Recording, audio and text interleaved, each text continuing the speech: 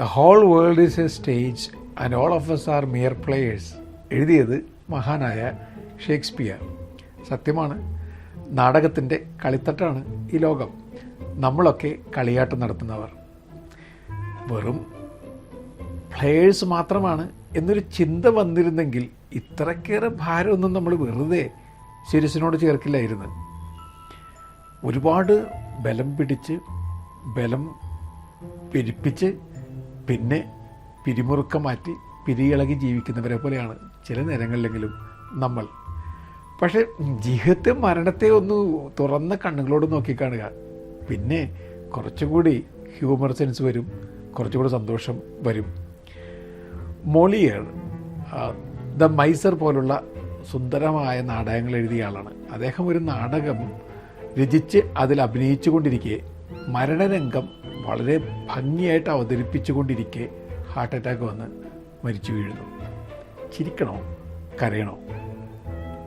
Nero ചക്രവർത്തി, അദ്ദേഹം ഒളിമ്പിക്സിൽ പങ്കെടുത്ത് സമ്മാനം നേടിയിട്ടുള്ള ആളാണ്. ഒളിമ്പിക്സിൽ കുതിരയോട്ട മത്സരത്തിലാണ് പങ്കെടുത്തത്. അപ്പോൾ കൊളോസിയത്തിൻ്റെ എല്ലാ കോർണറുകളിലും അദ്ദേഹത്തിൻ്റെ ഭടന്മാരെ നിരത്തി നിർത്തിയിട്ടുണ്ട്. അപ്പോൾ കുതിരയോട്ടത്തിൽ മുന്നേ പോകുന്ന എല്ലാവരെയും അമ്പയച്ച് അവർ കൊന്നു കളഞ്ഞു. പിന്നെ ഇയാൾ മാത്രമായി ഞാൻ ജയിച്ചു എന്ന് പറഞ്ഞുകൊണ്ട് അയാൾ പാഞ്ഞ് കയറി വന്ന് സമ്മാനം നേടി.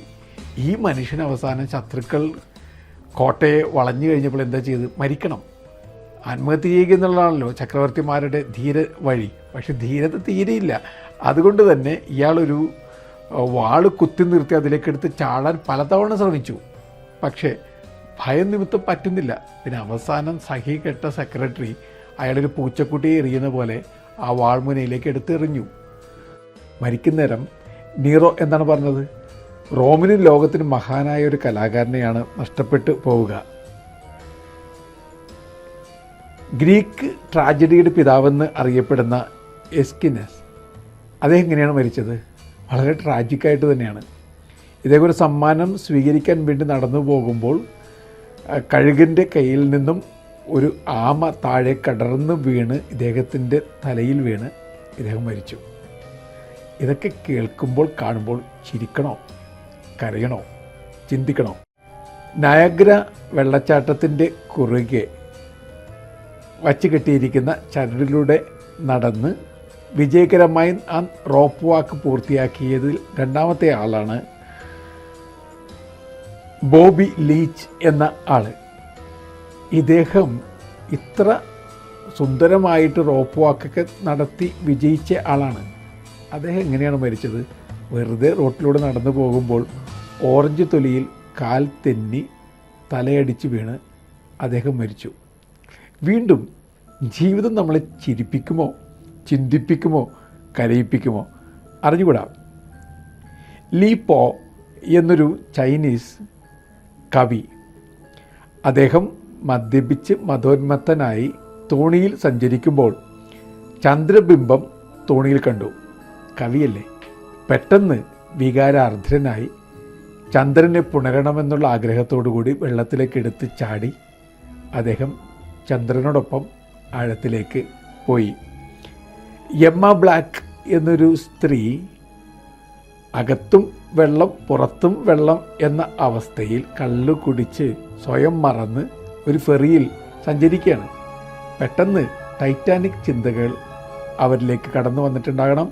ടൈറ്റാനിക് നായികയെ ഇവർ ഓർത്തു കാണണം. പാട്ടുപാടി വെറെവർ യു ഗോ എന്നൊക്കെ പറഞ്ഞ് ഇവർ ടൈറ്റാനിക് പൊസിഷനിൽ അങ്ങ് നിന്ന് പെട്ടെന്ന് ബാലൻസ് തെറ്റി താഴേക്ക് വീണു.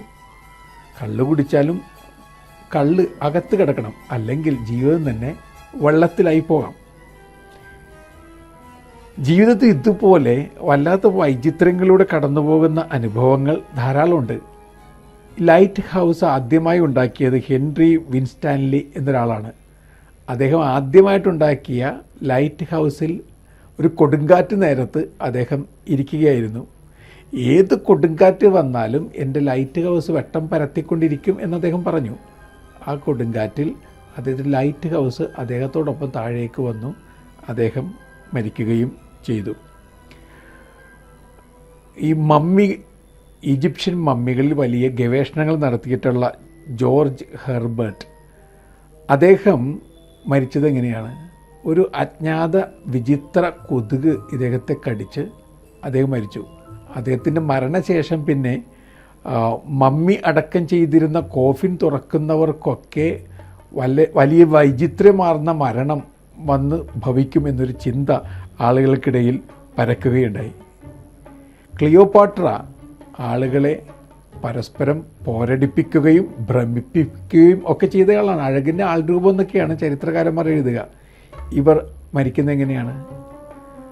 ഔറേലിയൻ്റെ കോട്ട വളഞ്ഞു കഴിഞ്ഞു. ഇവർ രാജകീയമായി വേഷഭൂഷാദികളോടുകൂടി സിംഹാസനത്തിൽ രാജകീയമായിട്ട് തന്നെ ചെങ്കോലൊക്കെ പിടിച്ചിരുന്നു. നൈൽ നദിയിൽ നിന്നും സഹിമാർ രഹസ്യമായി പഴക്കൂട്ടയിൽ കൊണ്ടുവന്ന സർപ്പത്തെ അവർ മാറിലേക്ക് എടുത്തു വെക്കുന്നു. വിഷദംശനമേറ്റ് മരിക്കും മുമ്പ് അവരെന്താണ് പറയുക? നിൻ്റെ വിഷം ലോകത്തിൻ്റെ വിഷമായി താരതമ്യപ്പെടുത്തുമ്പോൾ വളരെ കുറച്ച് മാത്രമേ ഉള്ളൂ എന്ന്. വീണപൂവ് കവിതയിൽ കുമാരനാശൻ എഴുതി, ഹാ പുഷ്പമേ അധിക തുങ്ക പദത്തിൽ എത്ര രാജ്ഞി കണക്കേ ശോഭിച്ചിരുന്നു നീ. പിന്നീട് അദ്ദേഹം എഴുതുന്നു, അവനി വാഴവ് കിനാവ് കഷ്ടം. കഷ്ടം എന്ന് കൂടിച്ചേർക്കണ്ട, അവനി വാഴവ് കിനാവ് തന്നെയാണ്. അങ്ങനെയാണെങ്കിൽ നല്ല ഓട്ടം ഓടുക, ഒരുപാട് ചിന്തിച്ചു കൂട്ടണ്ട, അനാവശ്യ ഭാരങ്ങളൊക്കെ നെഞ്ചോട് ചേർക്കുകയും വേണ്ട. ലെസ് ലഗേജ് മോർ കംഫർട്ട് എന്ന് വീണ്ടും വീണ്ടും ആവർത്തിച്ച് പറഞ്ഞുകൊണ്ട് ജീവിതം ഒരു ഡിവൈൻ കോമഡിയാണ് എന്ന് മനസ്സിലാക്കി ഓരോ ദിവസവും ചെയ്യാവുന്ന നന്മ ചെയ്ത് സ്നേഹിച്ച് ചിരിച്ച് ചിരിപ്പിച്ച് എന്തെങ്കിലുമൊക്കെ ദാനമായി മനുഷ്യർക്ക് കൊടുത്ത് മുന്നോട്ട് പോവുക.